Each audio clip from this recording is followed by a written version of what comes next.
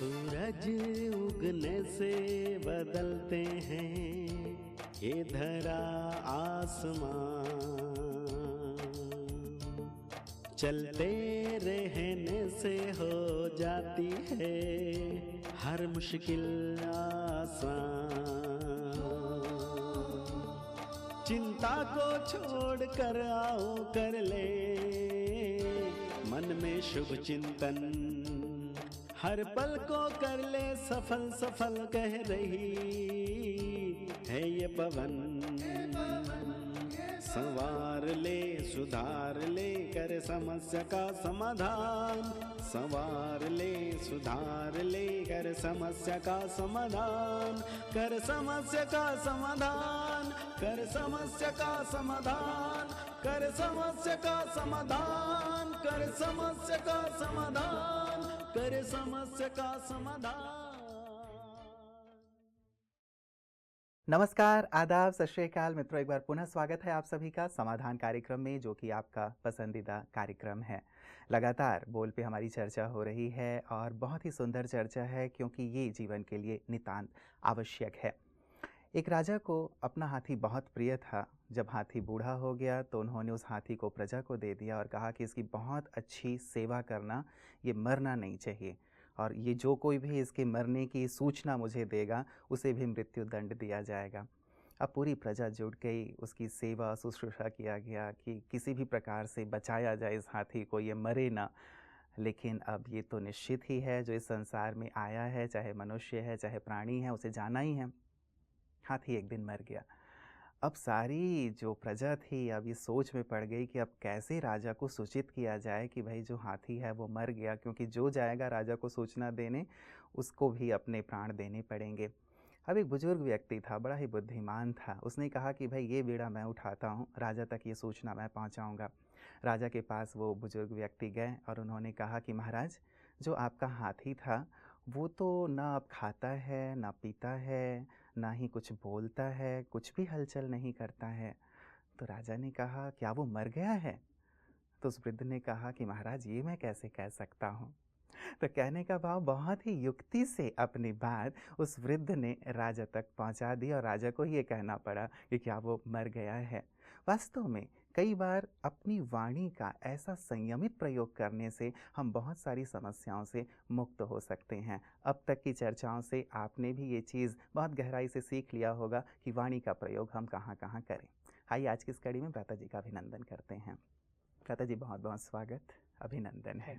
लोगों के बहुत सारे फ़ोन कॉल्स आ रहे हैं जब वाणी पे हमारी चर्चा हो रही है। तो एक फ़ोन कॉल जो आया भ्राता जी, उसमें उन्होंने अपना प्रश्न यही रखा कि वाणी को लेकर के हम बहुत ज़्यादा कहते तो हैं कि वाणी पे ध्यान रखें, लेकिन वहाँ पे जहाँ पे लोगों के द्वारा बहुत सारी बातें हमारे लिए कही जाती हैं, हमारे मुख पे कही जाती हैं, वो बात बहुत कठिन हो जाता है उस बात को सुनना और सहना। और उन्होंने ये बात भी कही कि यदि हम उस समय उन्हें तपाक से कुछ बोल देते हैं तब बात रफा दफा हो जाती है, लेकिन यदि हम चुप रहते हैं, सोचते हैं कि हम अपनी वाणी को संयमित रखें, तो वो बात बढ़ती चली जाती है। ठीक है, ये भी एक तरीका है कि अगर तपाक से तब कुछ बोल दिया तो बड़ी अच्छी बात है, लेकिन बस यही है कि अपनी मन की स्थिति को बिगाड़ना नहीं है।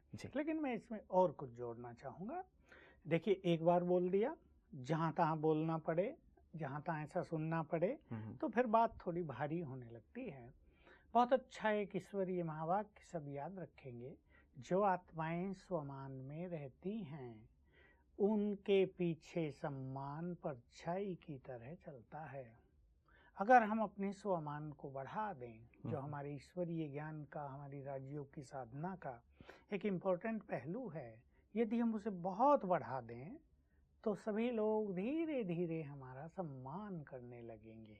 यदि हम इस फीलिंग में रहने लगे, मैं देवकुल की महान आत्मा हूँ, तो पहले हम इस फीलिंग में ज़्यादा रहें, इसे एक्सेप्ट कर लें, तो फिर जिस चीज़ को हम एक्सेप्ट करेंगे उसका इफेक्ट दूसरों पर बहुत अच्छा पड़ता है। दूसरा व्यक्ति ऐसा वैसा बोलने का जैसे साहस ही नहीं करेगा, उसकी वाणी रुक जाएगी हमारे वाइब्रेशंस को देखकर। जैसे कोई बहुत क्रिमिनल व्यक्ति किसी सज्जन आदमी के घर पहुंचे जिसके चेहरे पर बहुत शीतलता, बड़ा तेज हो, तो वो क्रिमिनल व्यक्ति उसको देखते ही अपना सब कुछ भूल जाएगा। ये वाइब्रेशंस का बहुत बड़ा इफेक्ट होता है। तो यदि हम स्वमान का अभ्यास करते हैं तो एक तो ऐसी सिचुएशन हमें फेस नहीं करनी पड़ेगी, और जैसा इन्होंने कहा अगर हम तपाक से जवाब दे दें, उसमें भी अगर हमारा स्वमान का बहुत अच्छा अभ्यास होगा और हम उन्हें ऐसा जरा पावरफुल जवाब देंगे तो उसका प्रभाव और गहरा होगा और सदा के लिए वो व्यक्ति ऐसी बातें करने से बाज आ जाएगा। मतलब समय और सिचुएशन को देख करके हमें खुद निर्णय लेना चाहिए कि कब हमें कैसे क्या बोलना है। और सचमुच ये तो मुझे लगता है कि भ्राता जी एक लाइफ लॉन्ग ट्रेनिंग है कि जीवन पर्यंत हमें सीखते चलना है कि किस घटना में, किस सिचुएशन में, कैसी परिस्थिति में हमें क्या क्या बोलना है और व्यक्ति को सीखते चलना चाहिए। और मनुष्य अगर ये लक्ष्य बना ले कि मुझे सीखना है जीवन भर, मुझे अपनी बुद्धि के द्वार सीखने के लिए सदा ओपन रखने हैं, तो निश्चित रूप से वो आगे बढ़ता जाएगा। और मान लो कहीं कुछ गलत बोलता भी है या लोग गलत बोलते हैं, उसमें भी हमारी कहीं गलती होती है, हम गलत जवाब दे रहे हैं, फिर दूसरा और गलत बोल रहा है, फिर हम गलत जवाब दे रहे हैं, तो इससे भी अगर हम सीखें कि इस जगह पर हमें ये बोलना चाहिए था, ये नहीं, तो अगली बार जब वो सिचुएशन आएगी तो काफ़ी अंतर दिखाई देगा। बिल्कुल बिल्कुल। चलिए भ्राता जी, मैं आपको मेल की ओर लिए चल रहा हूँ। काफ़ी सारे मेल हमारे पास आ गए हैं। पहला है प्रमोद कुमार जेना जी का, और ये उड़ीसा से लिख रहे हैं। कहते हैं कि भैया मैं रेलवे का एग्ज़ाम देने वाला हूँ और मेरा एग्ज़ाम जल्दी ही होने वाला है। अब तक मैंने जितने भी एग्ज़ाम दिए हैं मैं सक्सेस नहीं हो पाया हूँ। ये मेरा लास्ट एग्ज़ाम है। प्लीज़ मुझे बताएं कि मैं कैसे सफलता प्राप्त करूँ। क्वालिफाइड होने के बाद एक अच्छी जॉब मिल जाए तो उसकी क्वालिफिकेशन भी सफल होती है, परिवार भी बहुत सुखी हो जाते हैं, उसका गौरव भी बढ़ता है जी। मैं इससे पहले एक छोटी सी बात कह दूं। आज ही एक कन्या मेरे पास आई, 10वीं क्लास में पढ़ती, थोड़ी बड़ी हो गई थी। मैं तो सोचा शायद कॉलेज में पढ़ती होगी। जब मैंने उसे पूछा कौन सी क्लास में, 10वीं में, मैंने कहा बोलो क्या तुम्हारी समस्या है। कहा नहीं समस्या नहीं, मुझे ऐसी बात बता दो आजीवन में सफल होती रहूं। मैंने कहा कितने अच्छे विचार हैं 10वीं क्लास की लड़की के, मुझे बड़ी खुशी हुई। मैंने कहा निश्चित रूप से तुम्हें कदम कदम पर सफलता मिलेगी, बस एक ही चीज़ का ध्यान रखना, निगेटिविटी बिल्कुल जीवन में आने नहीं देना।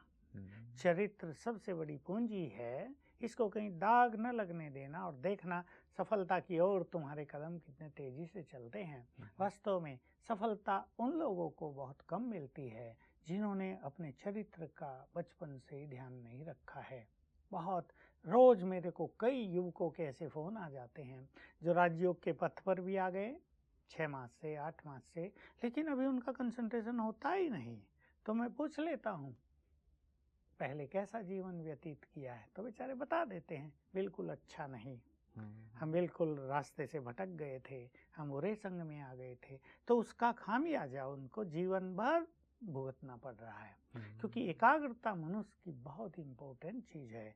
चाहे वो इंटरव्यू देने जा रहा हो, चाहे कोई एग्ज़ाम देने जा रहा हो, चाहे वो कुछ भी घर में काम ही कर रहा हो, गृहिणी हो, वो खाना बना रही है लेकिन उसका चित्त इधर उधर भटक रहा है, मन बहुत भाग रहा है, तो उसको उसमें भी मज़ा नहीं आएगा, सफल नहीं होगा, वो कुछ का कुछ करेगी। तो ये बहुत इम्पोर्टेंट है। जिनको सफलता के मार्ग पर सदा आगे बढ़ना है, उन्हें निगेटिविटी से, इम्प्योरिटी से, चरित्रहीनता से, जो ये गलत मार्ग युवकों के हो गए हैं, उनसे बचना चाहिए। रही बात इनकी, बहुत अच्छी एक इनकी अभिलाषा है, जब तक इनका एग्ज़ाम आए ये रोज़ 1 घंटा राजयोग मेडिटेशन करेंगे। अवश्य इन्होंने सीखा होगा, नहीं तो ये तुरंत जाकर राजयोग की क्लासेज अटेंड करें, राजयोग सीखें। इससे परमात्मा में भी इनका विश्वास बढ़ेगा, पॉजिटिव शक्ति भी इनके पास आएंगी और सफलता की ओर जाने में इनको परमात्मा दुआएं भी मिलेंगी और इनके अपने मन की दुआएं भी इन्हें प्राप्त हो जाएंगी। तो एक तो ये काम इन्हें रोज करना है। दूसरा, सवेरे आँख खुलते ही 7 बार ये अवश्य याद करेंगे, मैं मास्टर सर्वशक्तिवान हूँ, सफलता मेरा जन्म सिद्ध अधिकार है। बहुत गुड फीलिंग के साथ, केवल रटेंगे नहीं इसको, मैं हूँ सर्वशक्तिवान की संतान हूँ, therefore I am master almighty, और जब मैं भगवान की संतान हूँ तो मुझे सफलता मिलेगी ही। इसको गुड फीलिंग के साथ 7 बार रोज सवेरे उठते ही करेंगे, ताकि इनका सबकॉन्शियस माइंड इसे एक्सेप्ट कर ले। तो ये सबकॉन्शियस माइंड एक यूनिवर्सल माइंड बन जाता है, जो उन लोगों तक पहुँचेगा जो इसके पेपर चेक करेंगे, या अगर इंटरव्यू है तो जो इंटरव्यू लेंगे, जो कंसर्न लोग हैं उनको अफेक्ट करेगा इनका सबकॉन्शियस माइंड। मान लो रेलवे में जिस पोस्ट के लिए इनका एग्ज़ाम हो रहा है उसको विजुअलाइज करें, और मैं उस चेयर पर बैठा हूँ, मेरा सिलेक्शन हो चुका है, मुझे ये जॉब मिल चुकी है। बिल्कुल रोज़ सवेरे ये अभ्यास करने के बाद ये विजन बनाएंगे, उठते ही और सोते समय मैं वहाँ बैठा हूँ, बस ये मुझे हो गया है, इस बार मेरा सब कुछ क्लियर हो गया है। इस तरह से कॉन्फिडेंस मोस्ट इम्पोर्टेंट, अंडरलाइन कर लेना है, confidence will lead to success. ऐसी अच्छी स्थिति बनाएंगे, अभ्यास करेंगे तो निश्चित रूप से सफलता इनके चरण चूमेगी। चलिए, प्रमोद जी को हमारी भी बहुत सारी शुभकामना रहेगी ब्रता जी कि वो ज़रूर इस बार सफलता अर्जित करें। और प्रमोद जी, जब आप सफल हो जाएं तो समाधान टीम के लिए मिठाई भिजवाना मत भूलिएगा। हम कामना तो हमेशा करते हैं कि टीम के लिए मिठाइयाँ लोग ज़रूर भेजें। बहुत अच्छा, इनका सफल होना ही हम सब के लिए बहुत अच्छी मिठाई होगी। बिल्कुल। ब्रता जी, दूसरा मेल हमारे पास आया है, राजन साहू जी हैं। ये कहते हैं, ब्रता जी ओम शांति, मैं छत्तीसगढ़ से हूँ, मेरे माइंड में व्यर्थ विचार अधिक आते हैं, मैं सेंटर जाता हूँ लेकिन मेरा मेडिटेशन में मन नहीं लगता है, मन स्थिर नहीं रह पाता है, कृपया इसके लिए कोई समाधान बताइए कि मेरा मन मेडिटेशन में स्थिर हो जाए। और दूसरों के सामने बोलने में मुझे झिझक महसूस होती है, इसका भी कोई समाधान बताएं। बोल पे लगातार हमारी चर्चा हुई है, उससे रिलेटेड भी दोनों ही क्वेश्चन यूनिवर्सल हैं जी। यानी सारे संसार में ये समस्या है कि उनकी एकाग्रता नहीं होती।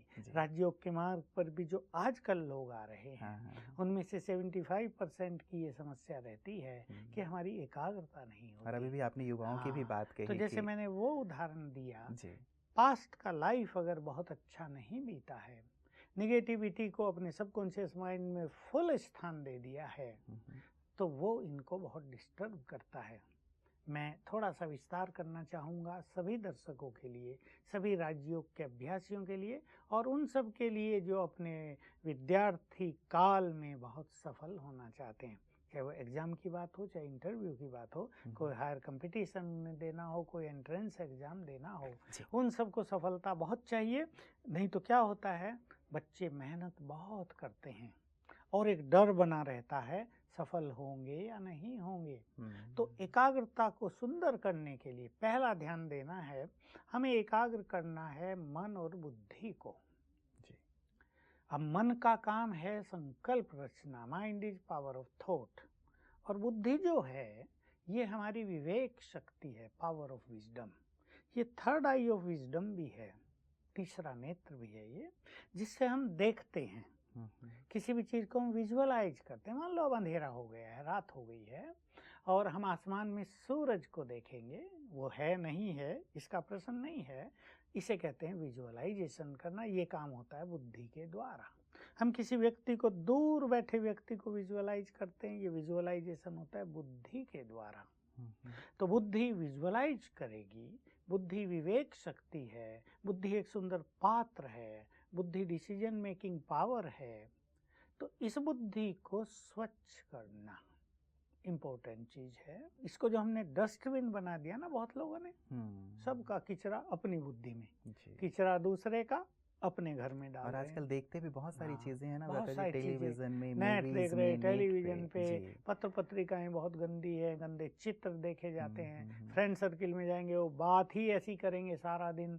तो सब ने अपने ब्रेन को, बुद्धि को डस्टबिन बनाया हुआ है, उसमें किचरा इतना भर लिया कि उसे बदबू फैल रही है, इसलिए एकाग्र नहीं हो सकता। अब एकाग्र करना परम सत्ता पर, और इधर है बदबू, तो उस तक पहुंच ही नहीं पाएंगे। इसलिए अपने इंटेलेक्ट को, बुद्धि को प्योरीफाई करना, क्लीन करना, झाड़ू लगा दें, उसमें भी जो व्यर्थ है उसको डिलीट कर दें, बिल्कुल स्वच्छ बर्तन बना दें। इसके लिए ईश्वरीय ज्ञान है, रोज ईश्वरीय ज्ञान हमारे सेवा केंद्रों पर दिया जाता है। उसके माध्यम से पास्ट को भी भूलें जरा, जो कुछ हो गया उसको स्वमान के बल से भूला जाएगा। जितना जितना स्वमान का अभ्यास बढ़ेगा, पास्ट के जो इफेक्ट आए हुए हैं हमारे सबकॉन्शियस माइंड में, हमारे ब्रेन में, वो डिलीट होते जाएंगे। अब है मन की बात, मन को एकाग्र करना। अब मन तो इतना तेजी से भागता है कि जिन लोगों को बहुत सोचने की आदत है वो तो ये समझ में नहीं पाते कि वो सोच क्या रहे हैं, वो क्यों सोच रहे हैं। इतना ज़्यादा सोच रहे हैं कि उनका मन अनकंट्रोल्ड हो जाता है। देखिए नॉर्मल स्टेट में मन की स्पीड 25 थॉट्स पर मिनट है, लेकिन लोगों की ये 40 तक पहुंच जाती है पर मिनट। तो वो इतना ज़्यादा सोचते हैं कि अपने सोचने से खुद ही दुखी और परेशान होने लगते हैं। इसका बहुत अच्छा तरीका है मन को सुंदर विचार देना। हमारे मन में क्रिएटिव एनर्जी है, ध्यान देंगे हमारे सभी दर्शक, हमारे मन में क्रिएटिव एनर्जी है। तो एक सुंदर संकल्प अनेक व्यर्थ संकल्पों को समाप्त करने वाला हो जाएगा। और वो सुंदर संकल्प, क्योंकि इन्होंने अभी राजयोग सीख लिया है, तो वो सुंदर संकल्प मिलेंगे स्वमान से, वो सुंदर संकल्प मिलेंगे ईश्वरीय महावाक्यों में, जिसे हम ज्ञान मुरली कहते हैं। वो सुंदर संकल्प मिलते रहेंगे जब हम दूसरों को ज्ञान देते रहेंगे। हमारे यहाँ प्रदर्शनी है, उनको समझाएंगे तो नए नए सुंदर थॉट्स हमें आते रहेंगे। तो इस तरह से हम मन को नई दिशा दे सकते हैं। अपने मन को साधना पड़ेगा, ये भी एक साधना है कि मन को जहाँ जहाँ भटक रहा है, मान लो खाने पीने में भटक रहा है, तो हम संकल्प दें ये खाने पीने की चीज़ें ये तो तुमने कितनी बार खा ली, शायद हजारों बार। क्या तुम्हारी जीव्या तृप्त हुई? नहीं हुई। क्या तुम्हारा मन तृप्त हुआ? नहीं। अब थोड़ा थोड़ा कम कर लो, ठीक है सामने आएगी खा लो। इसका अर्थ ये नहीं कि न खाएं, लेकिन उसके पीछे ही बुद्धि चलाते रहें, उसके बारे में ही सोचते रहें, ये गलत। किसी देहधारी की तरफ बुद्धि जा रही है। अब ज्ञान मिल गया तो ये देह तो विनाशी है, तुम तो आत्माएं हो, इसका चिंतन करें। इस संसार को एक विशाल नाटक की दृष्टि से देखें। ये सुंदर ड्रामा है, कैसा सुंदर खेल चल रहा है। कोई हंस रहा है, कोई रो रहा है, कोई पाप कर रहा है, कोई पुण्य कर रहा है, किसी की विजय हो रही, किसी की हार हो रही, कोई बहुत सुखी, कोई बहुत दुखी। कैसा सुंदर खेल चल रहा है ये। ऐसे अपने को सुंदर विचार देते हुए मन को एकाग्र करेंगे।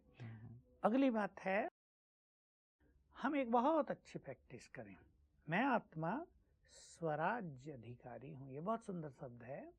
स्वराज का अर्थ होता है मैं अपने पर राज करने वाली आत्मा हूँ। ये मन, बुद्धि, संस्कार, कर्मेंद्रियां, मैं इन सब की मालिक हूँ। रोज फीलिंग दें यहाँ बैठकर। जैसे एक प्रसिद्ध बात है कि किसी भी राजा का, किसी प्राइम मिनिस्टर का आदेश तभी माना जाएगा जब वो सीट पर हैं। चीफ मिनिस्टर अगर सीट पे नहीं तो उसका कोई नहीं मानेगा। ऐसे ही हम भी, ये हमारी सीट है, मस्तक, भ्रकुटी। हम इस पर बैठकर यानी आत्मा होकर अपने मन को आदेश देंगे, हे मेरे मन अब भटकना बंद करो, मैं तुम्हारे मालिक हूँ। हे मेरी बुद्धि अब तुम स्थिर हो जाओ। ये उन्हें रोज कहेंगे।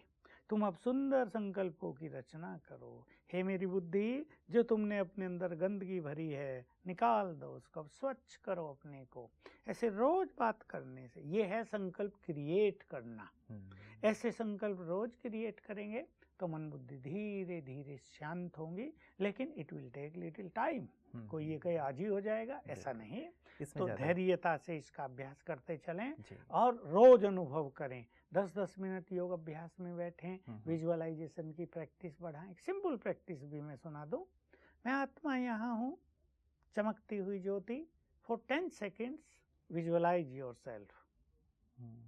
10 सेकेंड हुए, फिर visualise the supreme one, supreme being, सर्वशक्तिवान। 10 सेकेंड, फिर 10 सेकेंड आत्मा को देखें, 10 सेकेंड शिव बाबा को, 10 सेकेंड आत्मा को, 10 सेकेंड ऑलमाइटी को। ये प्रैक्टिस भी बहुत मदद करेगी, इससे एकाग्रता बहुत बढ़ेगी। तो जो भी नए लोग हमारे पास आ रहे हैं, युवक विशेष रूप से, क्योंकि युवकों का राजयोग की ओर आकर्षण बहुत बढ़ता जा रहा है, ये हम देख रहे हैं। और उन्हें लगता है कि अब ये स्पिरिचुअलिटी हमारे जीवन के लिए बहुत इम्पोर्टेंट चीज़ है। हमने बहुत भटक कर देख लिया, सब जगह निराशा मिली, धोखा मिला, असफलता मिली, अब यहाँ आ जाएं। तो हमारे सभी युवकों को मैं कहूँगा इस ओर तेजी से अच्छी तरह चलें और सफलता प्राप्त करें। चलिए, शुभ समाचार आपने सुनाया है कि अब हमारे युवा तेजी से स्पिरिचुअलिटी की ओर बढ़ रहे हैं। बिल्कुल और इसी की ज़्यादा आवश्यकता है वास्तव में, क्योंकि ये एक प्रकार से नींव की तरह है। यदि नींव मजबूत होगा तो निश्चित रूप से जो मकान, जीवन रूपी मकान है, वो बहुत ज़्यादा सशक्त होगा। दो बातें मैं पूछना चाहूँगा भ्राता जी जो आपने कही हैं। एक बात तो ये कि विशेष जैसे आपने कहा कि हम ये प्रैक्टिस करें मन को शुद्ध करने के लिए, बुद्धि को एकाग्र करने के लिए। लेकिन एक है कि हम डायबिटीज़ यदि मुझे है तो मैं गोली भी डायबिटीज़ की खा रहा हूँ और साथ ही मिठाई भी खा रहा हूँ, तो वो बात फिर तो जचेगी नहीं, तकलीफ़ मुझे हो सकती है। जैसे डायबिटिक पेशेंट को शुगर बिल्कुल मना है, जी। वैसे ही जो योगी बनना चाहते हैं उन्हें गंदी पत्र पत्रिकाओं का अध्ययन, नेट की गलत साइट पे जाना, बहुत ज़्यादा टीवी देखना, मोबाइल पर अपने फ्रेंड से बहुत ज़्यादा बातें करना, गंदा खान पान खाना, गंदे संग में रहना, आहार विहार सब स्वच्छ करना पड़ेगा। जितना इन चीज़ों को हम कंट्रोल करेंगे उतना ही हमारी एकाग्रता बहुत अच्छी होगी। अब देखिए, युवक अपने फ्रेंड सर्किल में जाते हैं, 5-10 फ्रेंड हैं, कोई कुछ बढ़ चढ़ के बात कर रहा, दूसरा कुछ बढ़ चढ़ के बात कर रहा है, इसको लग रहा मैं पीछे रह गया, ये भी हिस्सा लेता है उसमें, और इस तरह व्यर्थ बढ़ता है। इसलिए जिसको योग के मार्ग पे सफल होना हो, एकाग्र होना हो, उसको अंतर्मुखी होना ही पड़ेगा। भले ही फ्रेंड्स कहेंगे सन्यासी बन गया, ये हमारे इस ग्रुप से बाहर निकल गया, इनको भी लगेगा हम आइसोलेटेड हो गए, लेकिन इस चीज़ को स्वीकार करना पड़ेगा। परमात्म सुख प्राप्त करना है, अगर मन की शक्तियों को बढ़ाना है, अगर सफलता को अपना अधिकार बनाना है, तो ये सब चीज़ें सुनने के लिए तैयार रहें और इन चीज़ों का बिल्कुल ऐसा मैं कहूँगा बैन लगा दें अपने लिए। ये नहीं, जैसे शुगर वाले के लिए बैन लगा दिया, भाई रसगुल्ले कितने भी अच्छे हों, अब देखना नहीं उधर लेकिन को। कई बार भ्राता जी ऐसा नहीं होता कि कंट्रोल करना थोड़ा सा मुश्किल हो जाता है। मैं डायबिटीज वालों को तो खास मीठा खाने की इच्छा होती है। जी जी जी जी, तो वहाँ पे एक बहुत कठिनाई हो जाती है लगता है।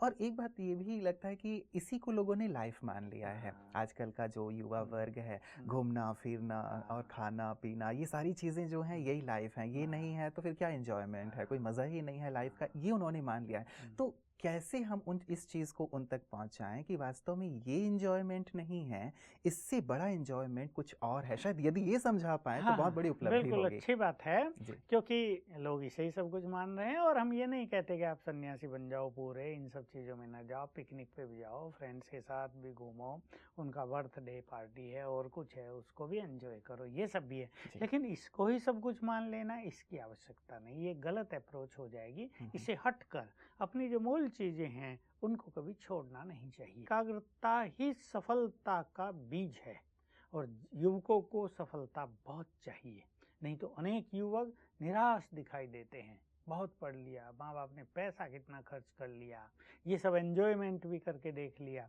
लेकिन जब बारी आई कि अब सफलता चाहिए तो मन की शक्तियाँ साथ नहीं दे रही हैं। इसलिए मन की शक्तियों को बढ़ाना, एकाग्रचित्त होना, इसकी भी बहुत आवश्यकता है। और जब मौका मिले ये सब एंजॉयमेंट भी कर लेना चाहिए, उसके लिए कोई मना ही नहीं है, लेकिन हर चीज़ का एक संयम। ऐसे नहीं उसी में लगे हुए हैं, उसी में लगे रहने से जो असली चीज़ है वो छूट जाएगी। ये संयम वाली जो बात है ये बहुत महत्वपूर्ण है भ्राता जी। मुझे लगता है कि आजकल इसकी कोई चर्चा ही नहीं है। और संयम कहाँ, कितना, ये भी तो एक बड़ा प्रश्न है कि कहाँ पे हम संयम रखें और कितना संयम रखें। तो ये सचमुच एक सिखाने समझाने वाली बात है युवाओं को। ये कैसे आए? संयम को इस तरह ले ले, मान लो पिकनिक है तो कोई रोज ही पिकनिक पे जाने लगे, पढ़ाई लिखाई छोड़ने लगे, घर से आया था स्कूल के लिए और पहुंच गए पिकनिक में, घर से आए थे पढ़ने के लिए और पहुंच गए किसी और पार्टी में, तो ये गलत हो जाएगा। संयम माना उनको एंजॉय भी करें, लेकिन अपनी जो मूल चीज़ है, जिसके लिए जीवन है, जिसके लिए टाइम है, उसको बिल्कुल छोड़ेंगे नहीं। चलिए, बहुत महत्वपूर्ण बात है भ्राता जी, और मुझे लगता है गहराई से इस विषय को और भी समझने की आवश्यकता है। चर्चा हमारी लगातार आपके साथ इस विषय पे भी जारी रहेगी। आज के सुंदर प्रकाश के लिए आपका बहुत बहुत शुक्रिया।